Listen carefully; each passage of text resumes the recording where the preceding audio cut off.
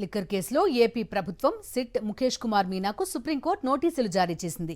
Liquor కేసులో CID తనకు నోటీసులు ఇవ్వడాన్ని కేసిరెడ్డి రాజశేఖర్ సుప్రీంకోర్టులో సవాల్ చేశారు. సిఆర్పిసి 160 నోటీసు ఇవ్వడంపై పిటిషన్ వేశారు. తెలంగాణలో నివసిస్తున్న తనకు నోటీసులు ఇవ్వడంపై అభ్యంతరం వ్యక్తం చేశారు. దీనిపై ఏపీ ప్రభుత్వంతో పాటు సిట్ ముఖేష్ కుమార్ మీనాకు అత్యున్నత న్యాయస్థానం నోటీసులు ఇచ్చింది. తదుపరి విచారణ మే 13కు వాయిదా వేసింది. లిక్కర్ కేసులో ఏపీ ప్రభుత్వం సిట్ ముఖేష్ కుమార్ మీనాకు సుప్రీంకోర్టు నోటీసులు జారీ చేసింది.